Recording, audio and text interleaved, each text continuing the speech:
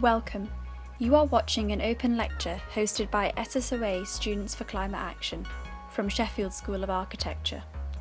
We are delighted to introduce Howard Evans, who is a director at Charles Evans & Kerr Architects, as well as being the director of the dual architecture and landscape courses here at Sheffield School of Architecture. The lecture is about a project called Ravine House, which acts as a case study for the future adaptation of our building stock for both architectural conservation and improvement of energy efficiency. Is it possible to take a building designed without much awareness of climate change and improve it to meet current standards? We are delighted to present this lecture and Q&A with Howard, recorded live on the 9th of December 2020. Joined tonight by Howard Evans, the Director of the Dual Architecture and Landscape undergraduate and MArch courses here at Sheffield. Howard has a background in architecture and landscape architecture and is a director of Charles and Evans and Kerr Architects and has a strong interest in low carbon architecture and has worked on many award-winning projects in practice. Tonight's lecture will be about a project called Ravine House, which acts as a case study for the future adaptation of our building stock for both architectural conservation and improvement of energy efficiency. Our presentation will look at how it is possible to take a building design without much awareness of climate change and improve it to meet current standards. The work of our practice look into how we can approach the conservation of buildings while also improving their energy efficiency. This model can then be used to aid adaptation for our building stock in the future at a range of scales. Okay, so just before we begin, just a few housekeeping rules. If everyone could just make sure their microphones are on mute and turn off their video, that would be great, please.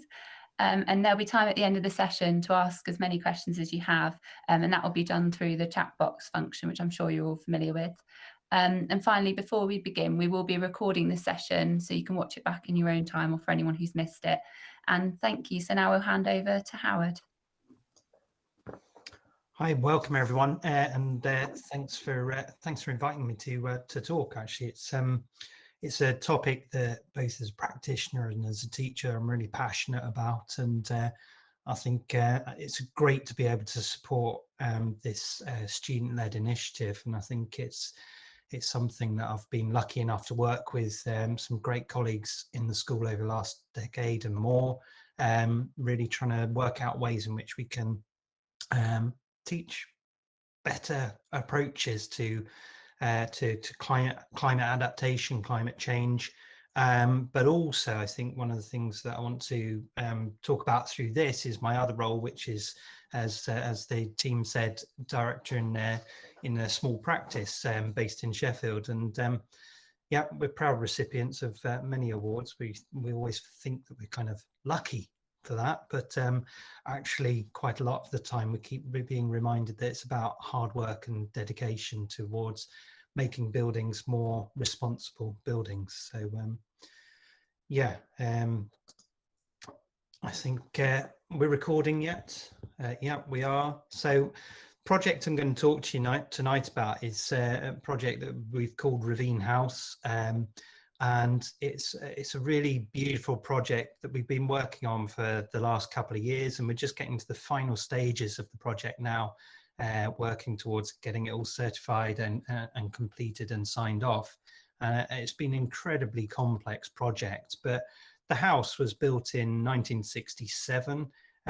We joked at the start that it was actually the result of a sort of a post-World Cup win euphoria from 1966, which is when we found the original letters for the project. I'm not sure whether that's entirely true, but what we do know from this amazing set of documentation that we had is that this building was really special from the beginning, and it set out to do something quite challenging in its day. One of the things that we also know is that this house was built at kind of white heat of technology. It was a project that was built when energy was cheap and free almost, and so the hatched area that you can see at the top of the drawing there is actually an underfloor heated driveway, and the clients at the time applied to the electricity board to have a substation put in specifically to power the underfloor heated driveway. and kind of the idea that you would melt snow electrically and have this driveway that was heated by electricity is somewhat sort of peculiar to us now. But this building was really pioneering in many ways. And we're very, very lucky to have this entire set of documentation to work from, to understand how you can approach a contemporary restoration of a significant 1960s building. So this is we've got here the original site plan for the house, and you can see this is the site bounded in red. Actually, the site changes. Some of the things that you can't necessarily read here, but we've got, these are the kind of key points about where the client originally wanted this building. They were aware about kind of energy conservation. So they've talked about the windows being really crucial part of the design decisions. So this building has some of the very earliest double glazing in the UK. And we've got evidence that double glazing was brought in from Scandinavia because there was nobody manufacturing it to that standard in the UK at the time. So, you know, we know from this kind of documentary evidence how special this building was in its original guise. And here's a few photos from what we found when we started the project. And really, it owes a lot of heritage, a lot of legacy to some very influential kind of mid-century American architecture, which I'll talk about. The other thing that we really realized, it's not just the building that's special, it was actually the landscape that's really special. And so you sort of see down on the bottom side of the site plan, you've got this incredible sort of ravine, hence the name of the house. And the gardens were actually laid out by the original owners of the house before the house started to be built. So they were building in a young but establishing garden at the time. So when the clients approached us, they wanted to do something with the house. The house had always been in their family, they'd inherited it, and their brief to us was knock it down, start again, but make it warmer and make it look almost exactly the same as what you've just demolished. To us, as a brief, that was really peculiar. I mean, you've got to think about the sheer amount of carbon within that demolition process, but also the building was built to such a good standard. It was incredible, actually, and there wasn't any cracking or defects within that. The windows, they were all still intact, and so the original build quality was better than certainly better than we would do in most instances these days. So we had to go back to the client and say, you can't demolish this building because, and we had to articulate clearly the kind of historical context of this building. So this is the Oldfelt House by Frank Lloyd Wright. This is built in 1958. It's one of the last sort of Frank Lloyd Wright houses. But the plan form, there's so much that's similar about the plan form. This would have been in the journals. This would have been in the sort of psyche of the architectural team and the engineer. The client was a very famous Sheffield engineer at the time, still has an engineering practice in Sheffield. So yeah, we had to sort of go back down this route and prove the legacy of this building. And we managed to talk to the clients and convince them that actually our approach to this building had to be the preservation of fabric first. We had to kind of say, you can't chuck this building into landfill. They talked about mashing it up and turning it into gabions to support the ravine structure.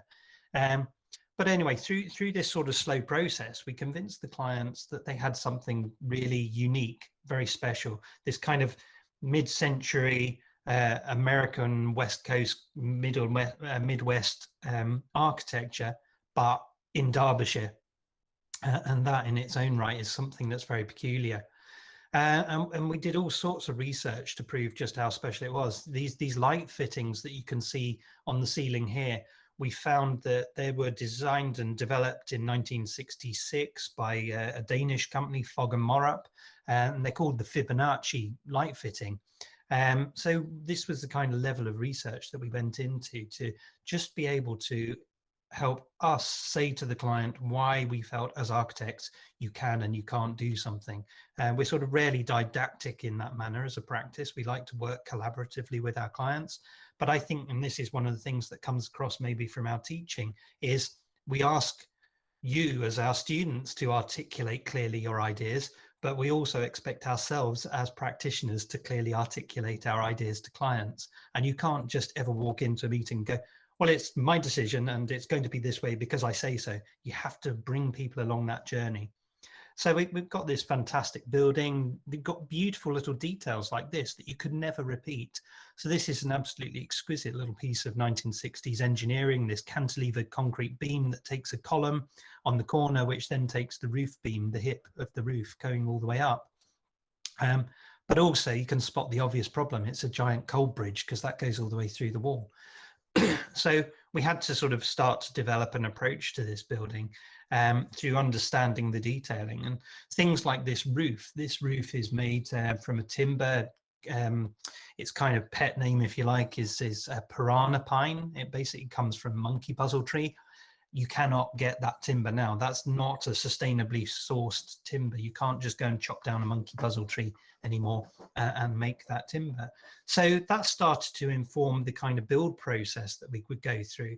And we had to sort of come up with a strategy for this building, which was about what were we going to conserve and what we're going to sort of preserve, if you like. So we had these fun, wonderful kind of light fittings by Fogg and Morrop, which were absolutely the same age. These would have been in the kind of contemporary catalogues as the best lighting you could get. We found that the wardrobes were made by a local Sheffield firm that is still going, Ponsford's.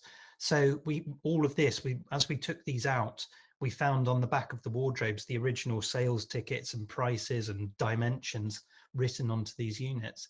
And then crucially, also the brickwork is this beautiful, skinny sort of Roman brick, which is very much in vogue now. But we also realized that you would never be able to remake that brick.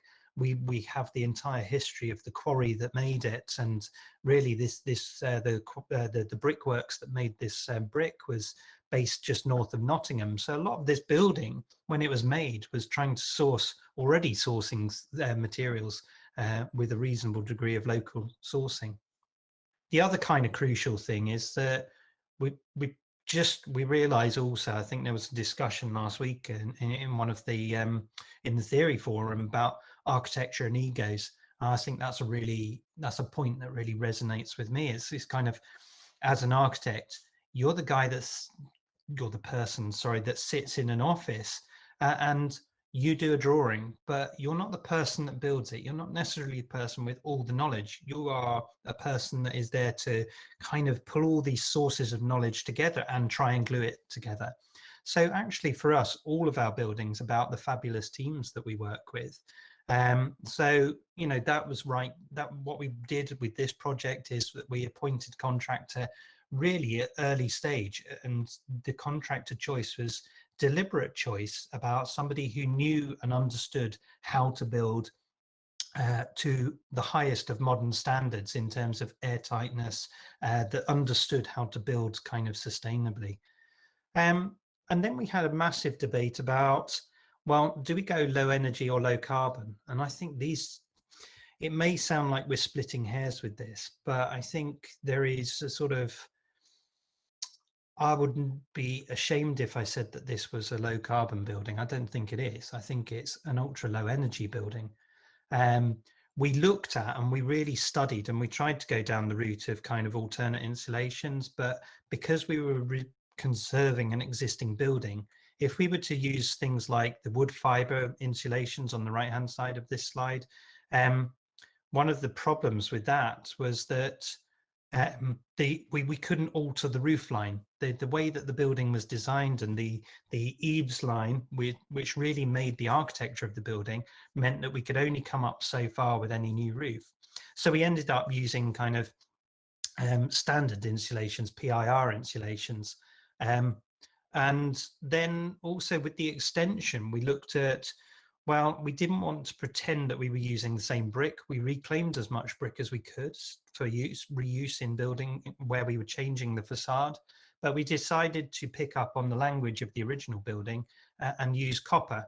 And part of the decision to use copper is that most copper now in construction comes from recycled sources. We also felt that it was part of the original language of the building without adding more material quality to it. So that was the sort of design decision. But also, I think one of the lovely things about copper is it's a very natural material. And this copper at the end of this building's life could very easily be stripped off. It's not a composite material. And so where we could, we went for pure materials, not composite material. So any material could come out of this building and very easily be reused in another building or go back to be recycled. So that was kind of the decision, that we would go low energy rather than low carbon per se. And with that, we started very early on, again, talking to the client, articulating with the client what the approach to the whole house energy systems were. So at the earliest stage, right at stage 1 of the RIBA stages of works, we were talking to the client about kind of, okay, so we're going to line and upgrade this.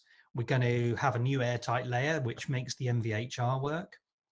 And so we drew a little concept diagram, and we said, well, also we want to take this building off gas. We don't want gas coming into this building.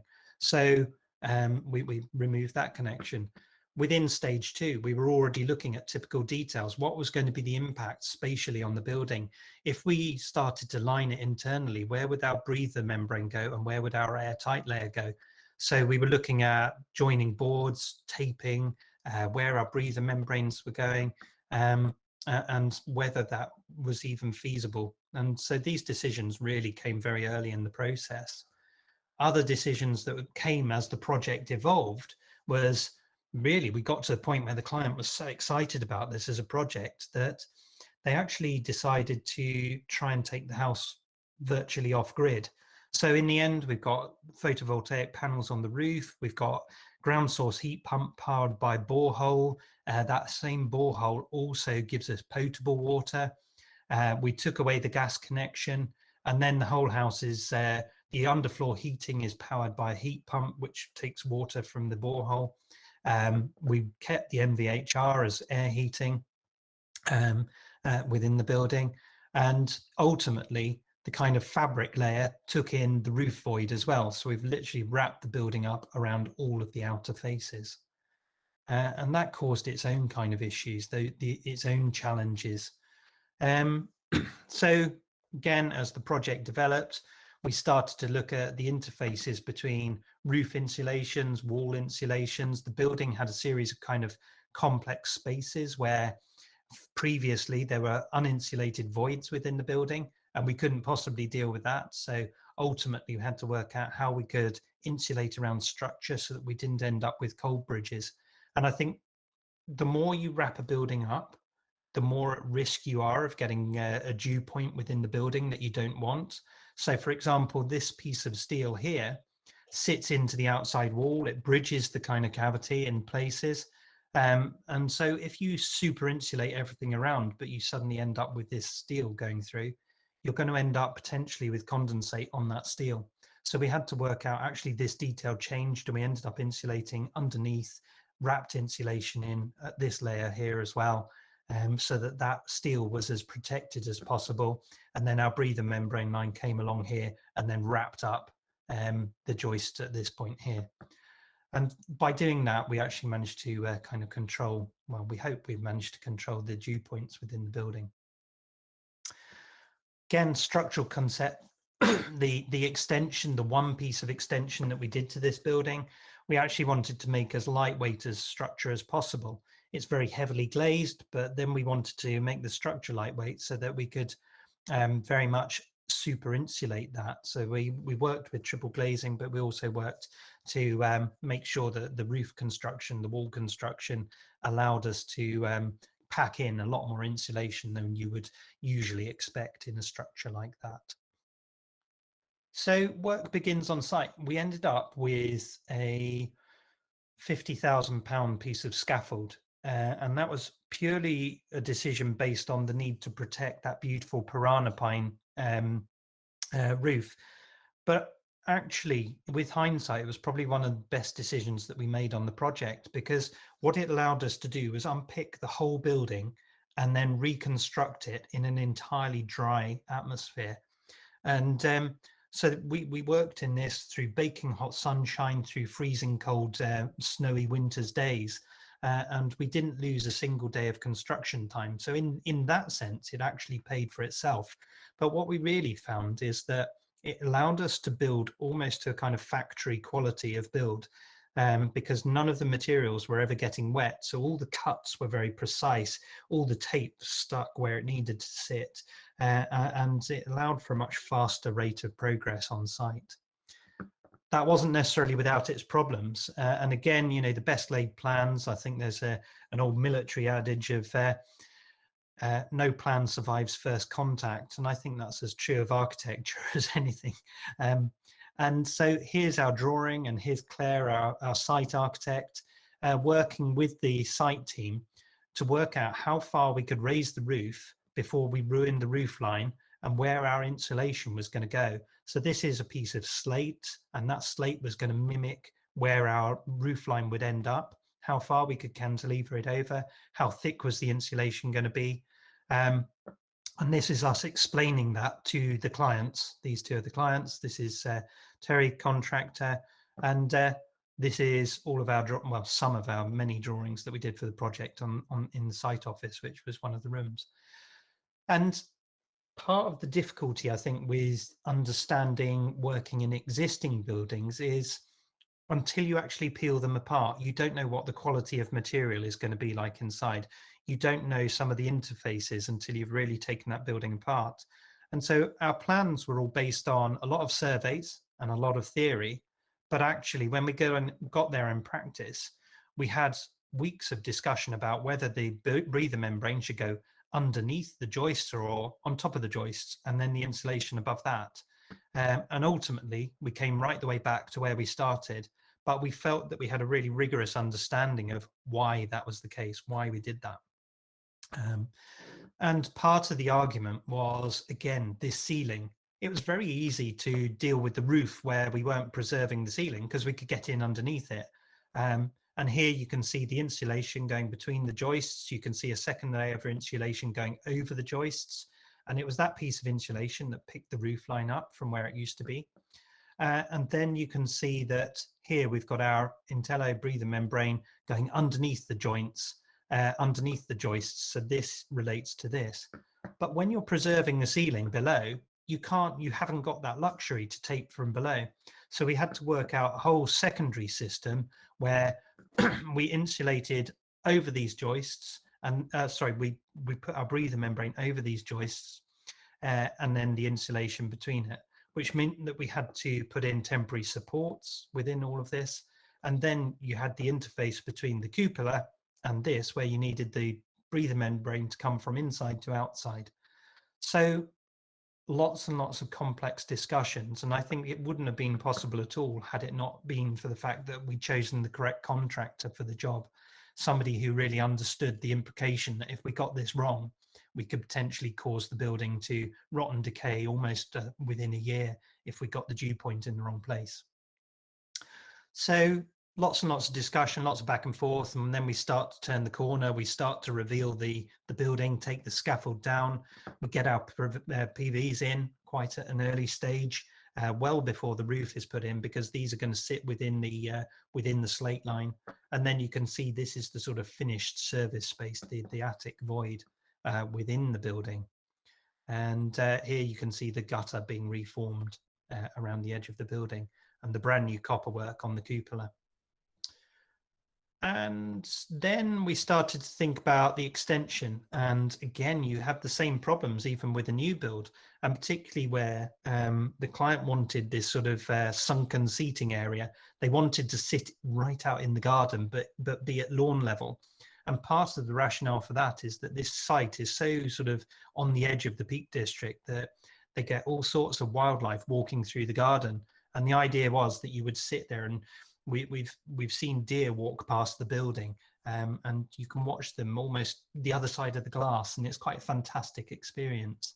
So this sort of sunken seating pit was about nature observation, watching the weather go around the building, all sorts. But it also meant that we had this horrendously complex series of layers, and starting to look in all seriousness at the retaining wall detail. We had to work out how we were going to do this, and ultimately came to the decision that actually we did need to do this with concrete. So it's a waterproof concrete, but it's also got a radon barrier and drainage membrane on the outside of the building, and drainage that then connects to a series of land drains around the edge of the building. And also some things are just not possible until you've actually got on site. So this is a roof light that sits in the top of the extension. And by this point, we were working with the copper roofing folk. And with copper roofing, you need a whole series of very complex ventilation channels. So we had to work with them. We've got a roof light coming over, ventilation channel. Again, we've got a breather membrane on the outside, which gives us a sort of waterproof layer here. But then we've also got our breather membrane on the inside, giving us our airtight layer. And we had to work out how that interfaces at the top of the roof light, both inside and outside. And also, again, you can see the really complex insulation lines where we've got timber work to hold up the building. We've got steel work to hold up the building. So we've got insulation lines coming down. We've got insulation between the timber work to hold the parapet. And so this is sort of drawings that we're doing whilst we're on site, where we've got the tradespeople to really, for us to go through the experience of that, and really to build. As I say, as architects, we know the theory, but actually sometimes you just got to hear about the practice from the people doing it. I think crucially, moisture is a really key thing when you're taking a building that was never designed to think about moisture in that particular way. Once you start to make this building airtight, all of a sudden you find that you're trapping moisture in a building that wasn't necessarily designed to have moisture trapped in it. So this is the kind of sunken conversation pit. We're working how we get the external layers coming up, but also crucially at this point over Christmas, you've got an airtight building, nearly airtight building, but you've also got a lot of construction moisture in. So this beautiful ceiling that we've worked so hard to preserve, we came back from Christmas recess and found that all of a sudden there's mold and moisture on this ceiling. And we're like, God, what are we doing?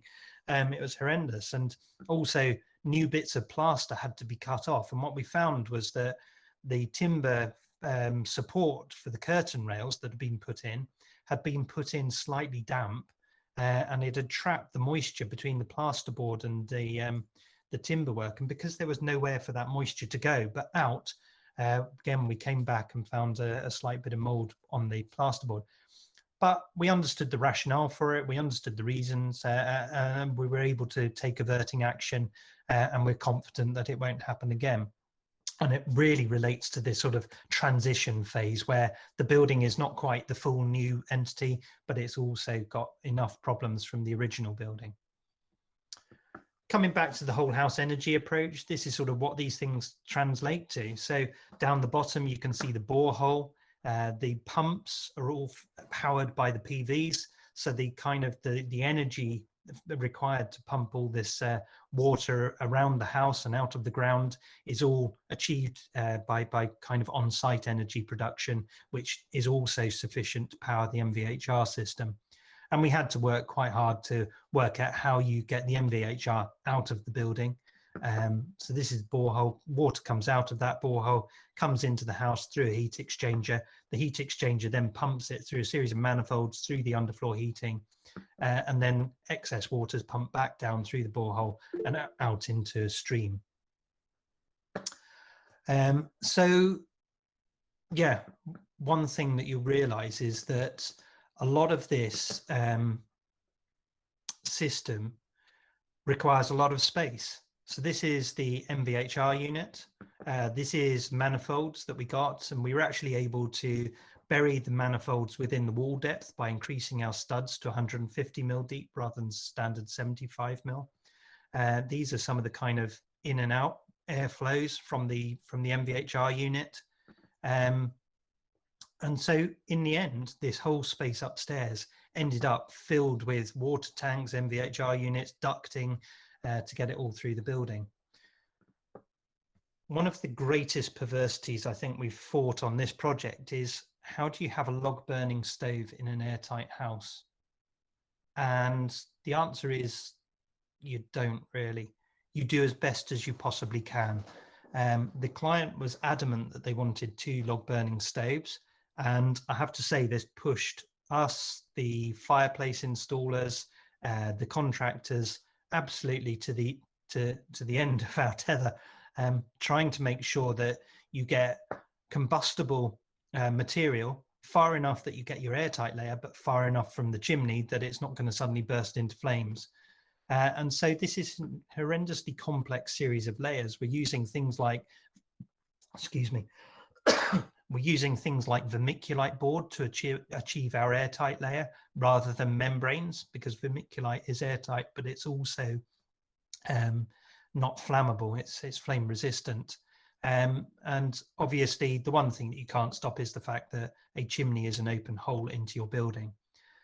We've also used a series of concrete parge coats, so the cementitious parge coats. So this wall is all coated in a cementitious layer to stop any air leakage there. And this took months of research and quite a few sleepless nights, quite a lot of site visits, a little bit of kind of reverse engineering to make sure that we had actually built it the way that we really wanted to build it. And lots of detailed drawings for each of the chimneys, including, once we got onto site, explaining, using color-coded drawings to explain to the bricklayer, the joiner, and the fireplace layer and the tiler where all of the layers needed to go. So this is the kind of thermocell board, vermiculite board up here, tiles, and eventually we get there and we end up with the finished fireplace. And yeah, these are sort of some of the finished product, and we hope that what we've done is achieve the client's aim of making the house look almost identical to the one that they moved out of, but one that is entirely, almost entirely off grid, but one that is also very lovely and warm and light to be in. So you can see the PVs sat down into the roof, the beautiful craftsmanship, the pride of the roofers. So we had 2 teams here, but they worked together to get the copper just to hover over the slate, so you get this beautiful little consistent gap. The joiners working with the steel workers and the plasterers and the decorators to make sure that the ceiling is preserved in its finest detail. We got the lights reconditioned as well. And funnily enough, we actually ended up with a handmade, hand-woven wool carpet that runs all the way through, that picks up on the original carpet for the building. Again, here are some of the details. When the building was first made, it had state-of-the-art double glazing in. So what we've done is we've gone with the same approach, and we've got the very best triple glazing that we can afford.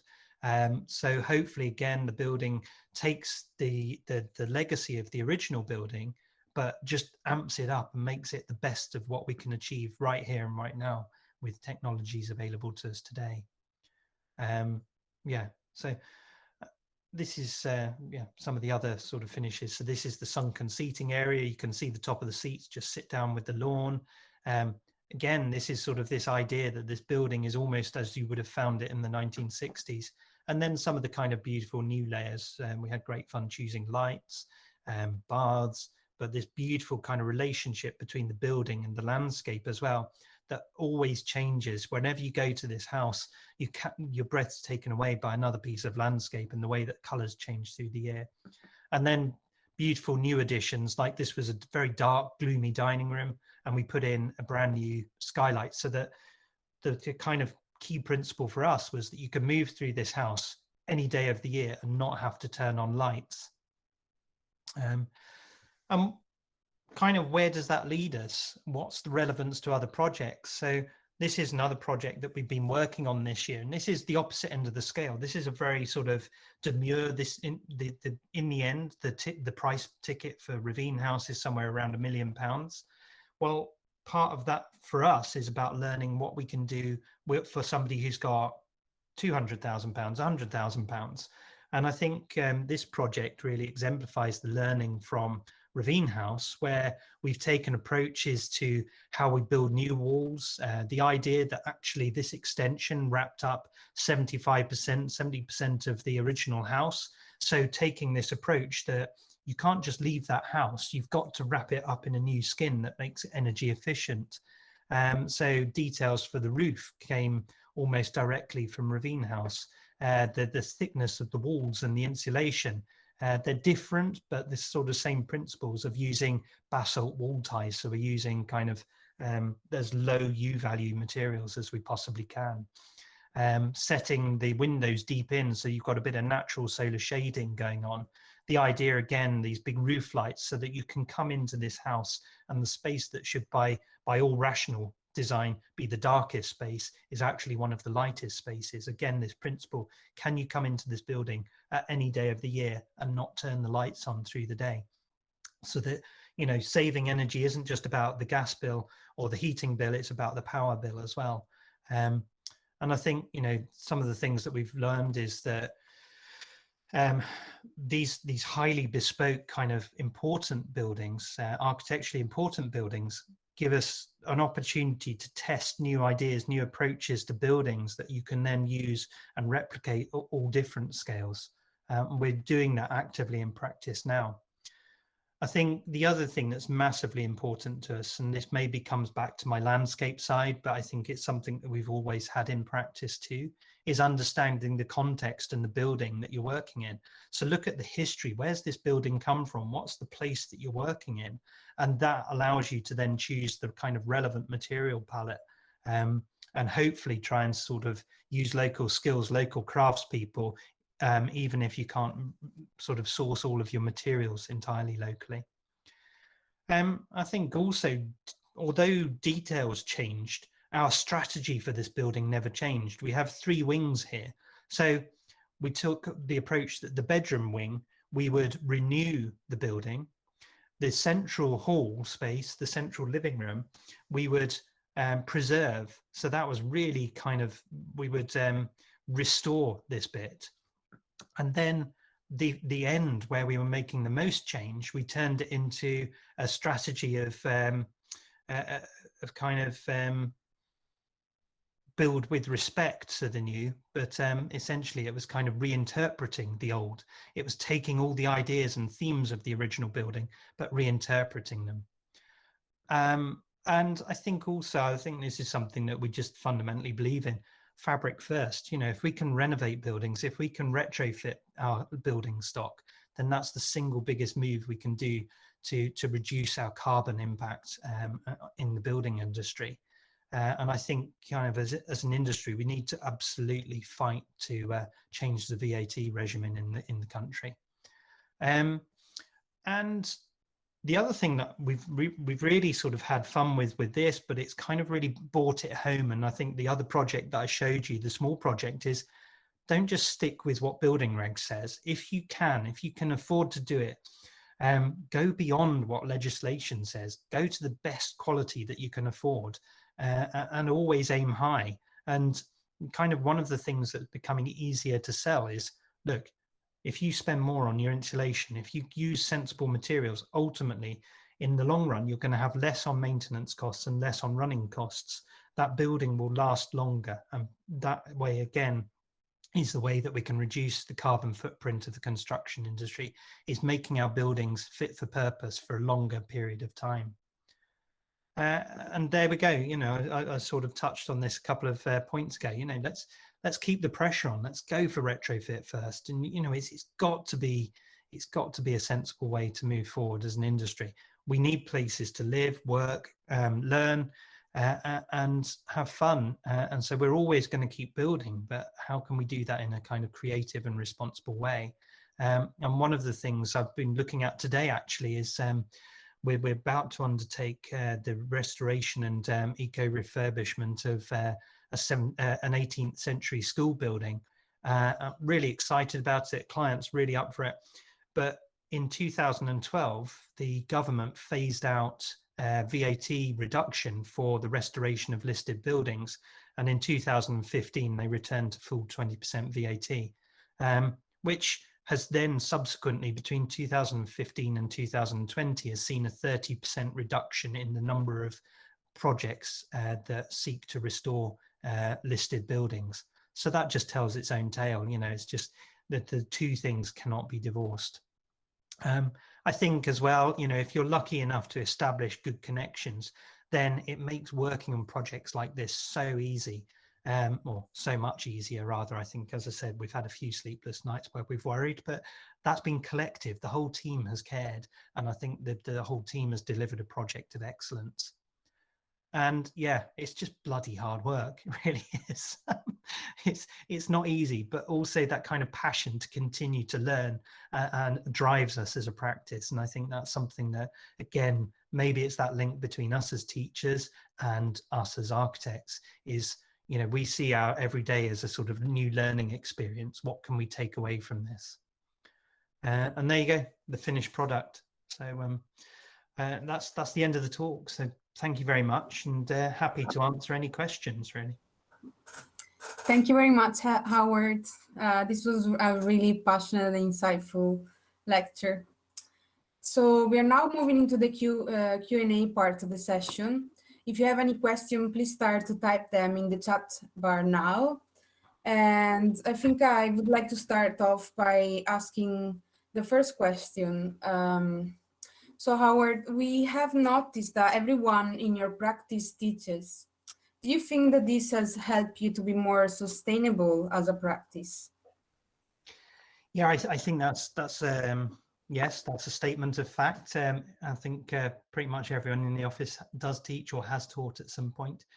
I think what it does for us is, you know, I love my days in studio. I love the conversations that we have in studio.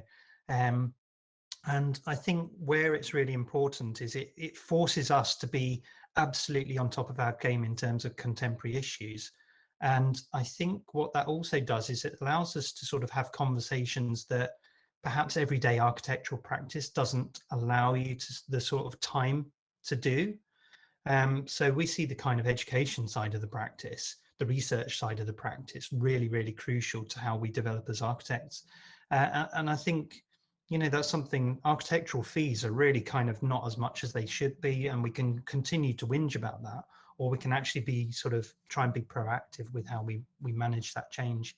And I think, although there are some days where I think, I wish I could just stay in practice, the richness of conversation and the way that that disseminates itself through our practice, and then how we use our practice to come back and do sessions like this to talk about how we've taken our discussions and then tested them and built them in the real world, I think is, yeah, that's crucial to us as architects and as a practice. Thank you. Just to follow up, do you think if more practitioners were to engage with teaching, then we'd be able to create more sustainable buildings and maybe there'd be more of a focus on it in practice? I think practice is shifting. Is it shifting fast enough? I mean, I think the point that was made at the end of last semester by yourselves, by your group was, well, actually, you know, we're now 10 years from the climate crisis just being totally unrecoverable from, and yet it takes 7 years for somebody entering first year. And really, we should have been fighting this fight 10 years ago, 15 years ago, 20. We should have been listening to the people that we thought were a bit kind of, you know, they're just talking about hair shirt. It really is. But the thing is that whilst we could lament that, I think the thing that I would see from practice now is that there's genuine kind of pressure and interest for everyone to know more about this. I think the single biggest thing I think could change what we do as an industry is actually have better informed clients and contractors that allow us and encourage us that space to explore sustainability within practice. Should more practitioners teach? That's a different question, but also a good one. Yeah, I mean, I think, again, it comes back to that point I was making in terms of, I think if you see every day as a learning conversation, and I hope that in my tutorials, it's never me as the didactic master telling my students what to do. It's always a two-way conversation. And it's a kind of joy of discovery that you go through together. And I think that's what you get from teaching if you're doing it for the right reasons. So that answers the question. Yeah, definitely. Shall we take some question from the public? I think. So from Danny Liker, beautifully crafted project, communication is so important. What was the story with planning? Actually, on this one, the story with planning was hilarious. Because the extension was on the back of the house, they turned around to us and said, you can't see it from the road, so you can do what you want. And actually, for the last 3 years worth of work, this was the easiest planning permission we've ever had. It was ridiculously easy. Usually we have to fight quite hard through planning, but that's again because I think that's more of a reflection that, well, it's two things. One is the planning system is stretched beyond breaking point because the planning authorities have seen a massive reduction in their funding, so they've laid off loads of planners. So the answer now tends to be no. Now what's the question? And we're finding that we go to appeal on many more projects. And I think the second is that we always start our projects with a sense of high ambition. We're always going to challenge the rules because we think that there are better ways to build. And sometimes that just means that you're rubbing people up the wrong way in planning department, particularly planning. Not anywhere else, just planning. Thank you. So we've got a question from Joseph who says, excellent project, thank you for sharing. And then asks, so as you said, the systems you installed took up a lot of space and cost an enormous amount of money. So the house is very spacious and there was a large budget for this, but most houses aren't that big and most clients don't have that kind of money. So how applicable do you think the approach is with this project in retrofitting smaller homes built with similarly energy apathetic design? I think two things to that. One is, if you read in the papers this morning, and much to my surprise, I nearly fell over. There is an ambition to phase it. Well, this isn't new news, but there is an ambition to phase out gas boilers in all new build houses by 2025. But the thing that nearly made me fall over this morning is that actually they're seeking to take out gas from all properties by 2035. And I think through that, what you're going to see is a lot of these systems that are still slightly peripheral will start to become completely mainstream, and therefore the kind of costs on them will drop. I think in terms of what other things we took away from this, the small project that I showed you, the client's budget was very tight on that. And we went into that project saying, sorry, we're going to sort of approach this from a sustainability point of view, and that's our agenda, that's our ego, if you like. And they said, well, that's fine as long as it doesn't cost us more. And so we sort of showed them that actually if they just increased their insulation to here, then actually their energy bills would be lower and the cost difference was negligible. And so I think it's about choosing appropriate systems for what the projects are.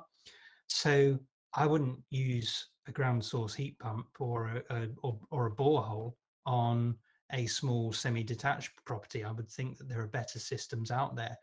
Probably I would be looking to use something like an air source heat pump. But I think there's a whole series of scales of intervention, and that little project that I showed you at the end was exactly that. It was kind of an exemplar project to show how many small ideas build up to make a bigger change. We have another question from Darren.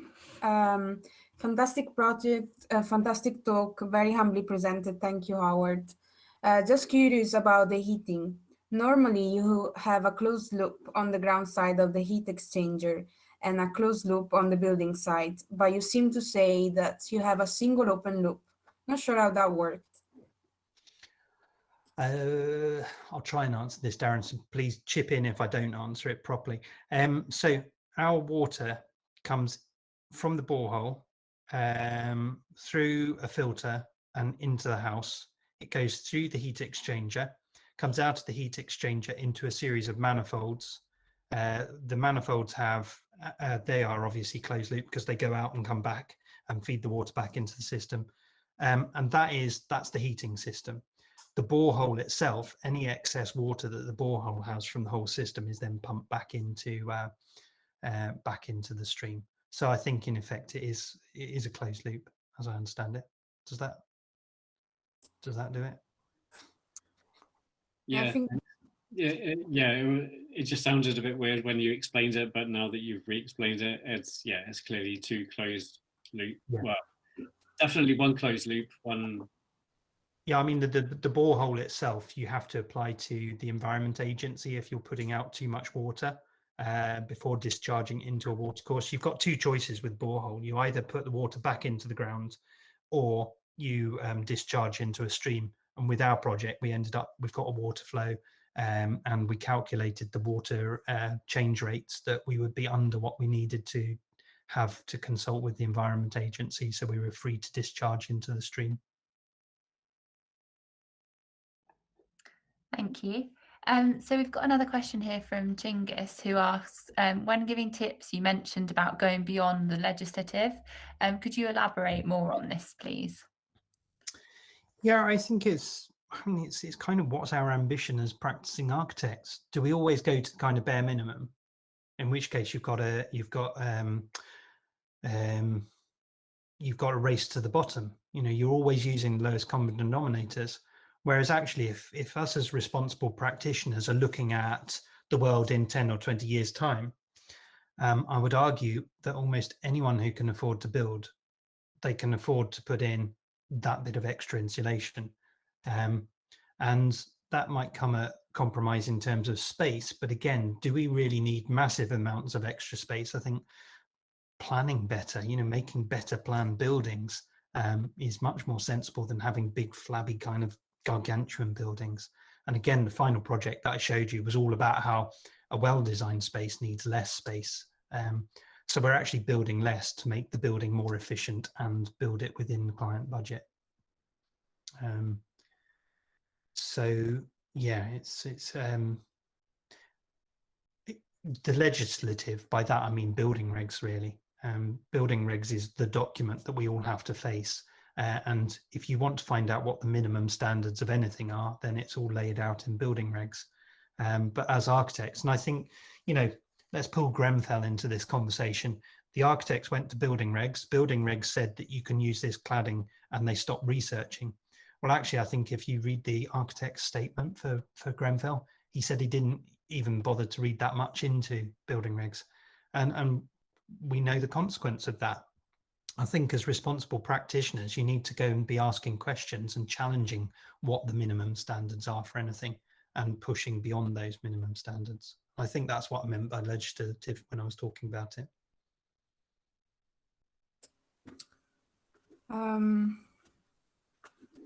There's another question from Daniel Joseph, which he asks, what does water change rates mean? So your borehole, you're extracting a certain amount of water out of the ground, and you're using some of that water to do drinking water and some of that water to do heating water. But you've then also got some water that is excess to surplus, surplus to requirements, and it's that water that kind of, and that will change through the day where you've got more heating demand, so it will take more water to pump fresh water around the system, or you might turn the taps on to run a bath or whatever it is, drink water, and so that's where you've got this sort of change in the flow rates. So it's really that difference between the output of the borehole water and the water that you need to use in the house. Thank you. Just a question from us, actually, Climate Action, is we've seen that you said that the client was really on board with this for your project, but we're wondering if you've ever experienced working with a client that wasn't really on board with being sustainable, making sustainable choices, and what you do to kind of combat that and how you'd act in the face of it. All the time. We get clients coming to us, love what you do, but we're not interested in that sustainability stuff. And you know, at that point we either decide, do we want to work on that project or not? Do we have a duty to just choose the projects where people want to listen to us, or do we have a duty to kind of actually do our best by other projects? Yeah, and following up on that, it is interesting that we could use the same approach as students when talking with tutors and critics, to have like the client on board, or maybe I should rephrase So we could maybe use the same approach that you did with clients, as students, when we explain our projects. Yeah, I think, I mean, it's the single thing that I hope you take away from this is, always aim high. And I think that should be about design, but I think good design, and this is, I'll come clean. I'll sort of say this out loud and be sort of, just because I'm very aware of it. I've been thinking about this so much over the last kind of few months whilst we've been in lockdown, and what do I want from the forward direction of my practice? And particularly when we were filming with sort of Channel 4 earlier this year, sort of that was our statement of where I want the practice to go, is that it fundamentally believes in a better built future. And I've never called our practice an eco practice. I wouldn't call it a sustainably driven practice. Our practice has always been about good design, the best design that we can come up with. And I think that is about, and where I'm less clear on that is where our private agenda is. And, to me, good quality architecture is architecture that is socially responsible, but also environmentally responsible. And I think if that's just what you do, then you sometimes I think, I've been thinking, as I say, a lot about this. Sometimes I think we forget to articulate as a practice that we're building better. And by that, I mean building more sustainable buildings, more ecologically conscious buildings. And for me, the material question's a really difficult one with that. So I think I was having a really interesting conversation in studio the other day about sourcing windows. Well, we can get glass made in UK, but we can't get the timber for the timber window frames in the UK because it doesn't grow stably enough. So we have to go to Siberia or Canada. And so whilst that window might all be made within the UK, materials are coming from around the world. The sand that makes the glass might come from India. So I think our approach as a practice has been more about using materials that give the building longevity. And sometimes that doesn't mean that we're using the lowest energy material, but it's about making sure that building's well enough designed to last for a very long time. And I think that, yeah, I think the whole kind of issue of what low carbon and low energy is really, really challenging. And I don't have an answer for it. I don't think anyone has an answer for it. I think there are multiple approaches that we as an industry are still exploring. And like I said earlier, I think we're all too late to the table to have that conversation, but we should all be doing as much as we can right now. Yeah, I think that's really, really relevant and really important at the moment. So I've just got one more question from Darren, who said, in my experience, more sustainable is more challenging. It's simply more fun. When I worked in practice, that's what got me out of bed in the morning. Do you agree? Yeah, I think of this an awful lot, because I think, we talk an awful lot in architecture schools about mental health crisis and architecture being a difficult place. I think there is, so this is going to sort of go two ways as well, sorry, as a comment. One is, I think the industry needs to behave itself more about working hours. And our practice has always run on the ethos that you have home and family balance. But if I wanted an easy life, if I wanted an easy job, I wouldn't be a bloody architect, I tell you that much. And that's partly because that point that you make, Darren, is brilliant. It's just like, what gets me out of bed in the morning? It's not the kind of everyday cookie cutter architecture. It's what's going to challenge me today? What's going to make me kind of have to think, really stretch myself to find an answer for?